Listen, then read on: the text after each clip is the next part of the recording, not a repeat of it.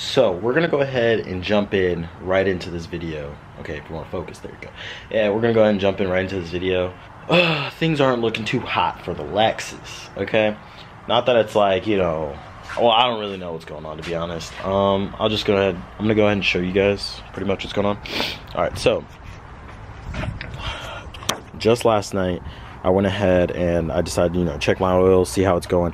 And when I checked my oil, I was basically down to like 2 quarts of oil, which is obviously like ridiculous. And I know that this is like a hot running motor. And you know, obviously oil is going to get burned or evaporated, whatever you want to say. So I expected to lose, you know, maybe like half a quart or up to a quart, maybe. I've been driving it with this oil probably like 2 months now or something like that. I haven't hit my 5,000 miles or anything, but it was just a little weird. So I looked underneath and there was a lot of oil all over the pan and towards this rear subframe area, and then up here kind of towards the bottom of like this pulley. I don't know if you guys can see that. Let's see if I focus. But like on that pulley right there, the back of that pulley, which is right here, there is a ton of oil, like just all over that. So I don't know exactly where it's leaking from, but as you guys can see, there's a bunch of oil through here, some oil down there. It won't focus. Some oil down there. And yeah, so basically what I'm doing is I'm cleaning everything just to kind of see exactly where the oil is going to be coming from. Hopefully it's nothing major, but I don't know. I'm also going to have to leave the car on its jack stands while it's up now, because I'm going to be removing these clogged cats hopefully tomorrow if my new cats come in, or my new headers come in tomorrow. So hopefully I can do that too. So I'm gonna go ahead and continue cleaning this, and hopefully I can see what's really going on. So I was supposed to get these yesterday, Monday, but apparently due to weather conditions, they came today. Either way, whatever, they came at least. And here they are. I was super confused because this box is really just like long and thin, and that's what she said. Anyways, and I was really confused because I thought it would come into like a bigger box, but it's whatever. So basically what it comes with is the headers and a warranty, and these little I'm assuming these are like crush washer thingies, spacers that go on this. Pretty sure these are supposed to be an OEM replacement. I think, I don't know, hopefully they might sound a little different. That'd be cool. So yeah, you got 1, 2, 3, looks like 3 bungs for O2 sensors, which I'm pretty sure that's what it has. Those 14s all around, except one that wanted to be a little tricky, so I had to use a 9/16 for it. So I went ahead and I labeled the O2 sensors. So this is 1, as you guys can see, I put a little 1 there, and that's 2 down there, so I put a little 2 on it. And then I labeled this the connectors top and bottom, because there's 2 connections right here. The other O2 sensor, I'm just gonna leave it how it is, because obviously it's gonna be the one that doesn't have a label, is the one that's gonna go in the back. So I'm gonna go ahead and loosen up the bottom now, which I think you're gonna need a ratchet and probably a wrench, because it is a nut and bolt. So to hold down the bolt or the nut or the bolt while you spin the nut. So I'm gonna go ahead and grab a wrench, and I'll go down and do that. All right, so the process of removing the headers has been a lot harder than I thought. Not in getting the bolts out or anything, but getting the headers out themselves. So basically, the headers came out, we pulled them out through the top. As you can see, there's the white pipe right there. And basically, to get them to come out, we had to remove the throttle body. Otherwise, the throttle body sticks out a little bit too much and the headers will hit it. So you just have to like literally wiggle it back and forth. It's almost better to have someone underneath to guide the bottom end, so that the flange at the bottom over there can be moved and not hit this area right here. And that way you can push it out, and then it'll come, you'll slowly got to wiggle it out and then pull it out. I have to be careful not to break this rail. This one was already broken when I bought the car, but so we JB welded it, but it broke again. So you do have to be careful with this. Make sure that you don't break any clips and don't break any of these like hard lines that are sitting over here. But other than that, here are the two headers side by side. As you see, these are the Flowmaster ones. They're a little thinner. So obviously I think these are going to be way better, way easier to put into the car. These have the two round cats, and they also have that heat shield all around the whole tubing, so it makes it a little thicker, a little harder to actually take out and in. So I think these are going to be a breeze. What I'm going to do now is pretty much transfer over the O2 sensors to this header, and yeah.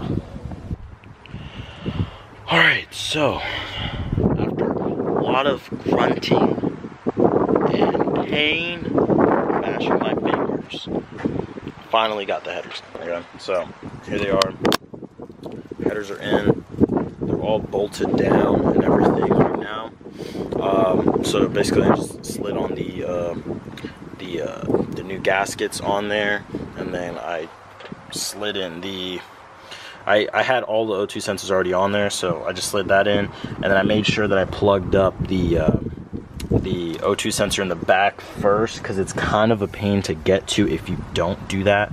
But I did that, and then so now down below it's about to be lined up with the Y pipe. I just got to bolt that up down there, and then over here I bolted everything up. The way I went about like bolting things up was I basically would like bottom, and then the bottom over here, and then top, and then top. Not really sure if that's supposed to be the way you go, but that's what I did. And then over here again, it'd be like top, bottom, bottom. So yeah, went ahead and I tightened everything down, and then now I'm gonna go ahead and assemble the throttle body assembly. Once I do that, I'm gonna go ahead and go down there and tighten everything up to the Y pipe, and then we should be all good to go, hopefully. Got the throttle body assembled again.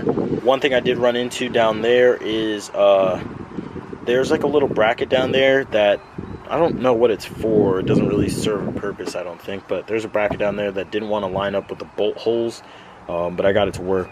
I'm cleaning the air filter, which that's been sitting out for quite some time, so it's probably dry. So I'm gonna go ahead and put that back in here, put everything back together, put the battery back on, and turn the car on. Hopefully everything is good. Let's see if I know what I'm doing. And this little guy was legit just chilling inside of my car. I had to like grab him, like throw him out. I freaked out a little bit, not gonna lie. Anyways, back to this. Okay, so that last clip, it was smoking a lot, and I was saying, oh, it's probably from the oil, but I figured it was smoking a little bit too much, right? So then I looked underneath, and we were leaking. I wasn't sure what it was. It wasn't like oil or anything. It was coolant. Okay, so it was coolant, and I was wondering where could coolant be coming from, and I forgot that on the back of the throttle body here, as you guys can see, this hose is a little wet. There is this hose that goes onto the back of the throttle body, and I completely forgot to plug that into the throttle body. So basically all it was doing was spewing out coolant onto the headers, and since the headers are getting hot, obviously it was steaming and, you know, burning off all that coolant. So we're gonna go ahead and try this again. We shouldn't see that much smoke. Okay, let's do this again. Alrighty.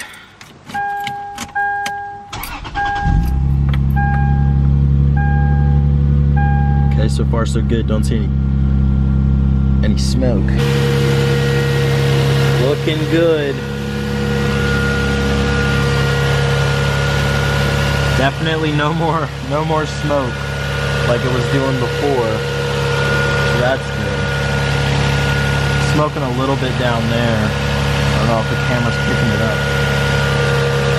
Looks to be like it's just burning off that excess coolant that obviously just spilled everywhere. But for the most part, she looks good.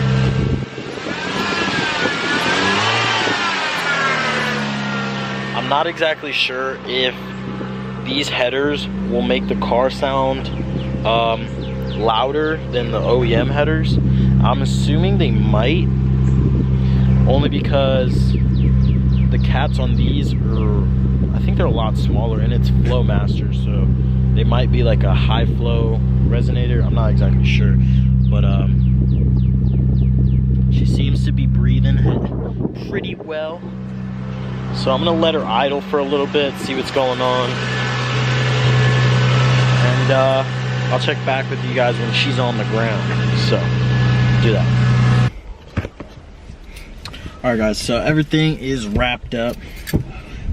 Put everything back together. Figured out a coolant problem and everything, and I went ahead and I refilled the coolant. I was low on that too, but like a lot lower than what I lost. So that's what kind of makes me believe that I might have a head gasket thing. But I did pour in some head gasket sealer from Bars Leak, I believe it's called.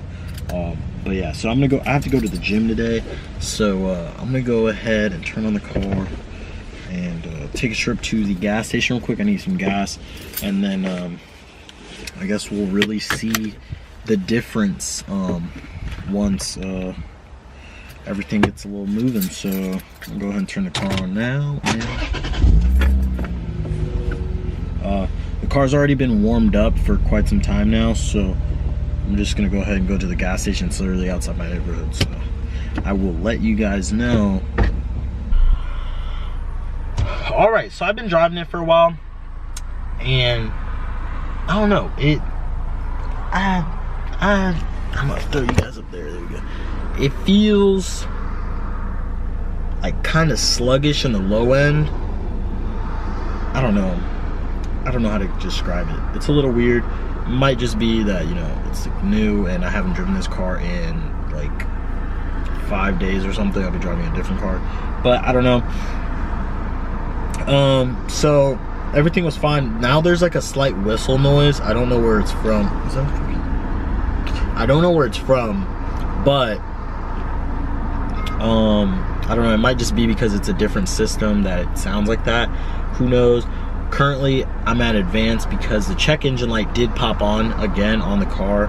Don't know for what, or well, he basically said bank 2 sensor 1 and bank 2 sensor 2, which are the two new O2 sensors that I ordered for the car. I mean, newer that I ordered for the car. So it's kind of confusing.